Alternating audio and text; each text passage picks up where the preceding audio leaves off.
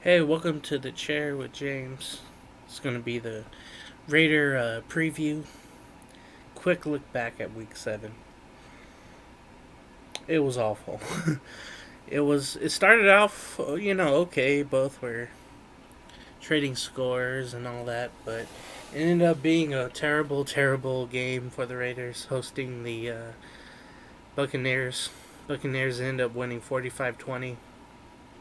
Tom Brady operating on the horrible defense of the Raiders and doing whatever he wanted to. The running game for the Bucks doing well, and the Raiders just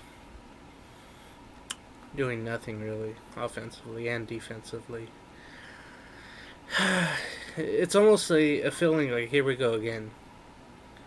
The Raiders now at 3-3, just not showing up,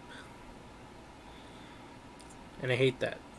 I hate to say that, and I hate losing, but it has to be said, and the losing has to stop. You know, they say, oh, the schedule's gonna get easier, don't worry. That doesn't matter. If you don't take care of business, you're gonna keep losing. You're not gonna do anything. So, what the hell? Okay, let's move on. Week 8. Raiders go to Cleveland to face the Browns tomorrow or today. Uh, Game in Cleveland, Ohio, First Energy Stadium. There will be fans there. The Browns at 5-2. The Raiders at 3-3. The Browns off to their best start after 7 games since 1994 when Belichick coached them. At 5-2, they're looking up, despite the fact that they lost Odell Beckham Jr. They have high hopes, and when they get Nick Chubb back, they'll be better even. Uh, that won't be today though. Nick Chubb will be out, and of course Odell Beckham Jr.'s out. So you're saying, okay,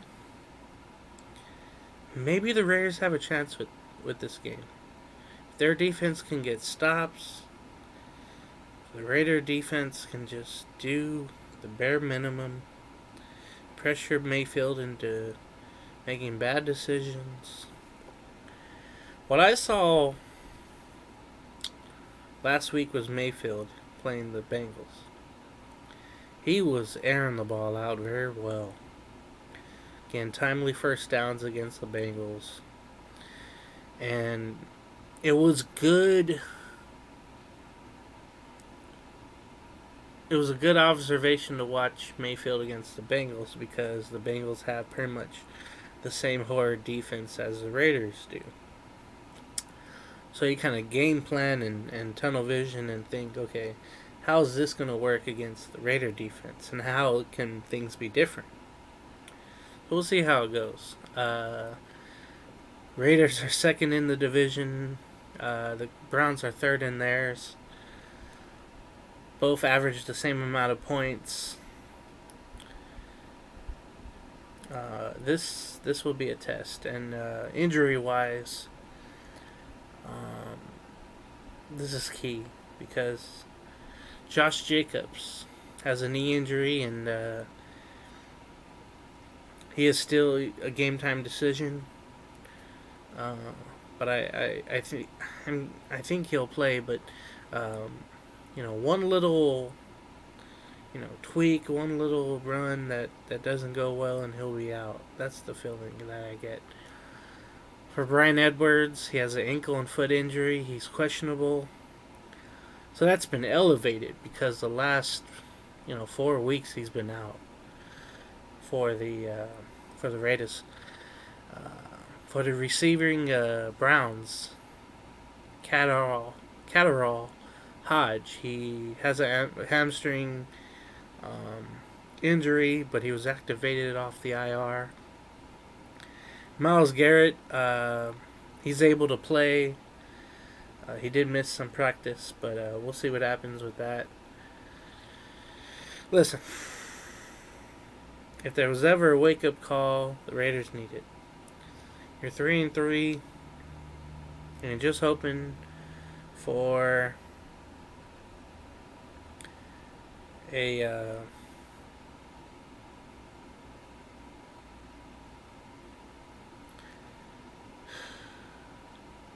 you're hoping for um,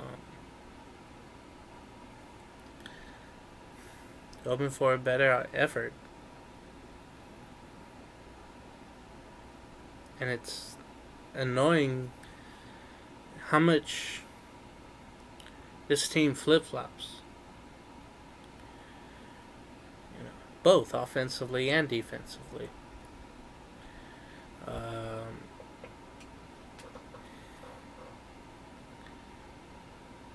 I guess, and then when you look at both sides of the ball, you get Trent Brown back for the offensive line, and you get Jonathan Abram back for the secondary. So those are two good things, I guess, you can look at and say, hey, at least those guys bolster both sides of the ball in that way. But they both have to play a high level. Myles Garrett's going to have to be blocked by Trent Brown and others if you need to double team, because Myles Garrett is just dominant on the edge. Abram is going to have to make some key contributions to the secondary. Stop David Njoku and Jarvis Landry. That would be tough. That would be very tough. But the bright spot, not for the Browns, but for the Raiders, is not having Odell Beckham Jr., because he could turn one of those plays from like a negative gain to positive, really positive gain. So it'll be interesting.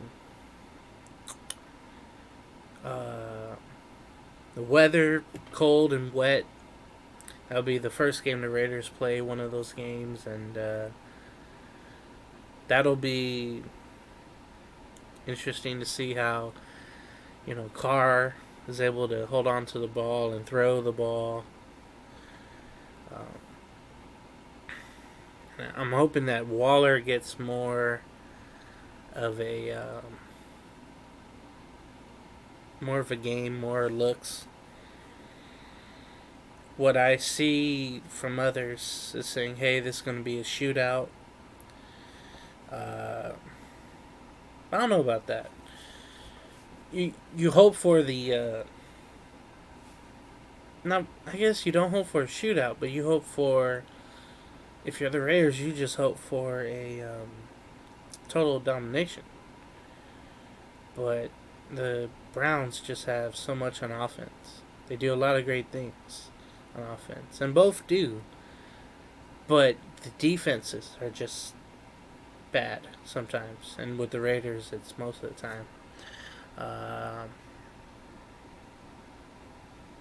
So everybody's back. There's, no injuries going into it. Well, people are injured, but nobody on the list, so that's good. So everybody's available, no matter what state they're in. So that would be tough. Derek Carr is going to have to ball out. Simple as that. If he has to run out of the pocket, which I hope he does from Garrett, do that. And throw downfield. Get to a point where you're stepping up. If you don't see anything, run for the first downs. Make the right plays. Find your tight ends. Do something where you're going to win games. You're going to show it. And it starts with the Browns. It starts with that game tomorrow or today. It starts with being the best you could be defensively. If you do everything defensively right, you might end up with a game like the Chiefs game was, where you do everything right and you win the game and you move on face another opponent. That'll be the Chargers next week. But uh, for the business at hand, if the Raiders win, it'll be close, of course.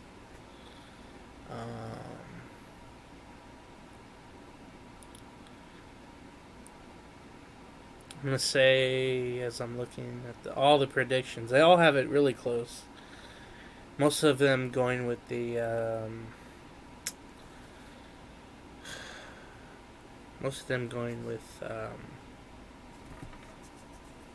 Browns. I'll go with the Raiders.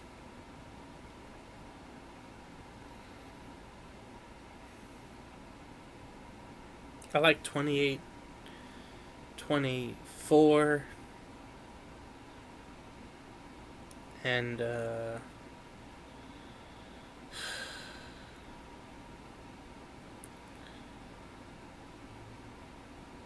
man, I hope the defense comes out and just balls out. I mean, just get to the ball. Whatever you're doing, just get to the ball. Just stop. Just make stops, make plays. I'm sick of this crap where we're losing and it's not even close. Like with the defense, Paul Gunther, as much as he schemes and tries to do the right things, I don't know if it's him or just not the right talent. Corey Littleton, I would love to see him finally have a good game. He's just been such a disappointment. So that's you know what? I'm gonna make that the key of the game. If Corey Littleton can make some plays happen, if he can, run around like crazy and deflect passes, strip the balls, I think that would be great. That would be the added addition we thought we were going to get from Corey Littleton, from the other free agency pickups defensively for the Raiders. This was the key. It's just not happening. Other from the Kansas City game, it's just not happening. But we'll see what happens on here on Sunday against the Browns.